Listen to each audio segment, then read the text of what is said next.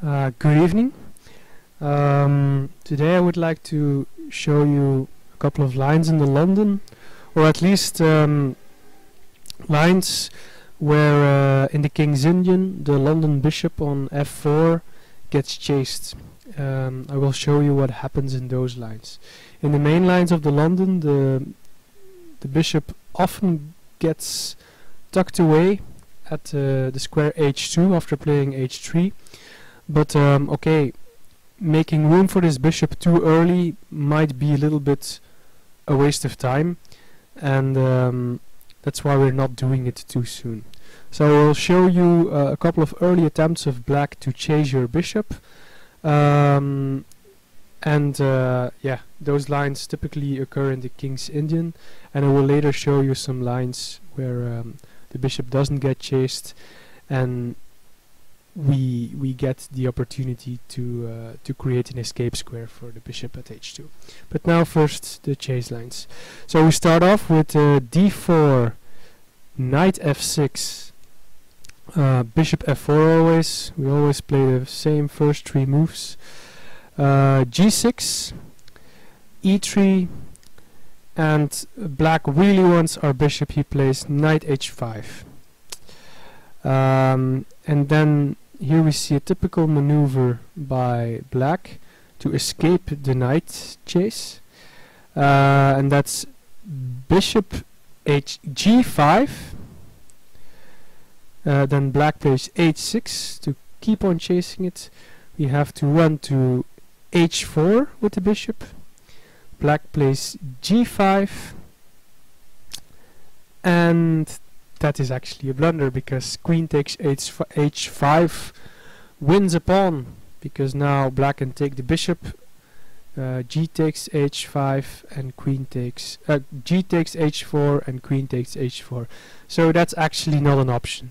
So just this I show this just to show you that chasing the bishop too early is yeah, not such a good idea for black. It's simply not possible. It's important that you're aware of when it is time to start thinking about fleeing with your bishop.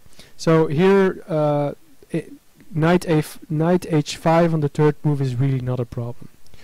Okay, next line. Again we start d4, knight f6, bishop f4, g6, e3, d6 now. Some kind of smart waiting move by black.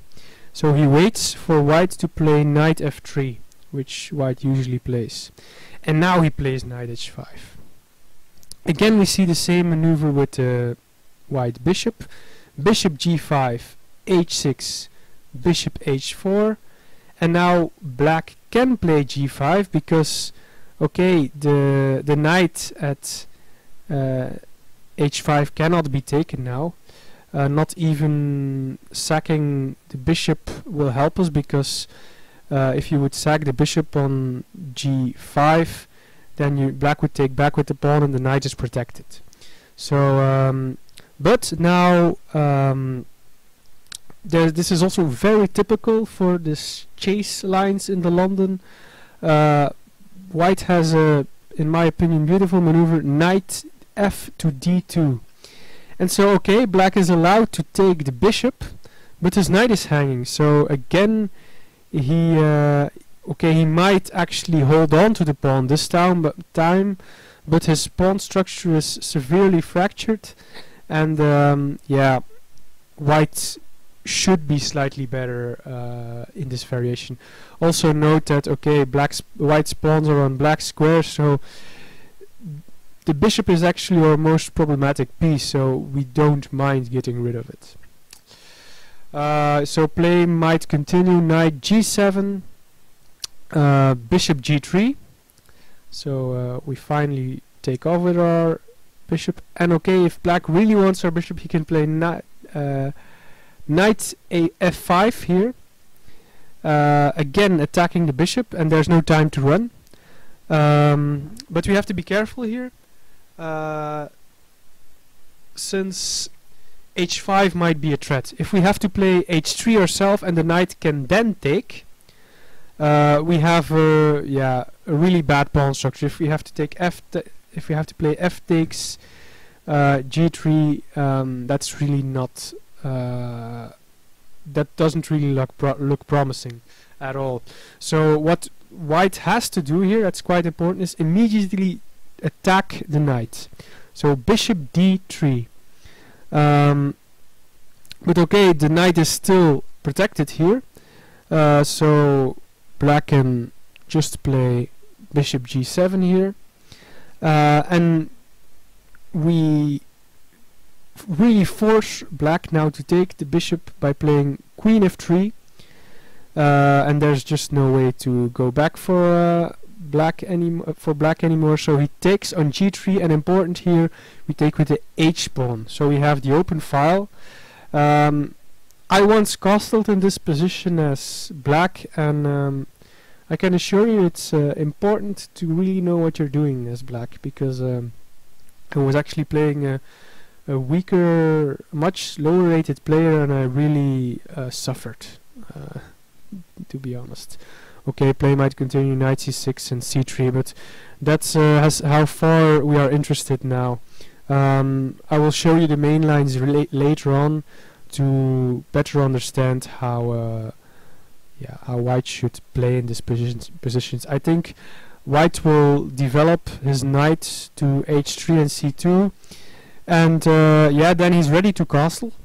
But I think the best thing is or not to castle, but to connect the rooks, for example, by playing king e2. Don't know if, not sure if it's if that's a good idea, because okay, queen and king would be lined up on this diagonal here, this h5 to d1 diagonal. So probably that's not such a good idea. But okay, castling long seems like a very obvious thing to do, and then maybe start to increase the pressure on black's king side. I think that's a rather good idea. Okay, and then third line where black tries to chase the bishop, we get after d4, knight f6, bishop f4, g6, e3, bishop g7 now. So that's the main line actually until now. White continues with knight f3, d6 on the fourth move now. White plays bishop e2, and again, yeah, what would you think black would do? Knight h5, of course. He really wants the bishop. And the same maneuver. Bishop g5, h6, bishop h4, g5, and now again what we already saw, knight f to d2, attacking the knight. And here's something quite spectacular. A sacrifice by black. So black doesn't want to be the only one with a fractured pawn structure, so he plays knight f4. And okay, you can play this because okay, both pieces remain hanging, and white plays here e takes f4 and black takes g takes h4. And okay, my books state that this position is very unclear. I don't think it's yeah. Okay, the pawns of white are more to the center, so I think that will be his very slight advantage. Yeah, it's just nice. The f4 pawn is just controlling the center square. And what is the h4 pawn actually doing? It's not a lost pawn because yeah, it really restricts white. But yeah, it's an unclear position. It looks nicer to be white, I think. But you still have some questions to solve as to whether you dare to castle kingside. I think white castles kingside here. Yeah, the pawn can be annoying. I think black might even sacrifice it. I don't know. It's hard to say. So that's the chase variations. Okay, I will just conclude here with some final moves for white, being c3, c5, d5, closing the center, knight f2, knight d7, short castle, knight f6, and knight c4. So that's an example position in this line. Yeah, unclear position.